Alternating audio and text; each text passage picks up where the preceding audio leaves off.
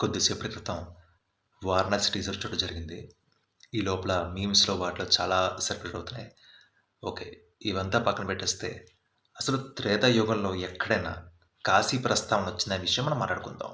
ప్రస్తుతానికి నేను తెలుసుకున్న దాని ప్రకారం ముఖ్యంగా అది మనకి 3 చోట్ల కనిపిస్తుంది. మొదటిది ఏమిటంటే దశరథ మహారాజు భార్యల్లో ఒకరైన సుమిత్రాదేవి కాశీ నగరానికి చెందిన వ్యక్తి.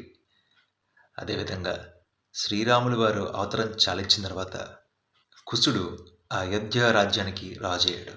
అయోధ్య రాజ్యంలో ఉన్న ప్రాంతమే కాశీనగరం. వీటన్నిటికంటే ముందు సీతాదేవి శ్రీరాముల వారితో మాట అంటారు. నేను గంగాదేవి మొక్కుకున్నాను. ముఖ్యంగా మొదటగా ప్రయాగ వెళ్ళాలి. తర్వాత కాశీ ప్రాంతానికి కూడా వెళ్ళి ఆ మొక్కు చెల్లించుకోవాలని. ఇవి మనకి వేరే వేరే పురాణాల ప్రకారం 3 చోట్ల మనకి తారసపడుతుంటుంది. కానీ మనం గుర్తుపెట్టుకోవాల్సిన విషయం శ్రీ మహావిష్ణువు శివుడికి భక్తుడు.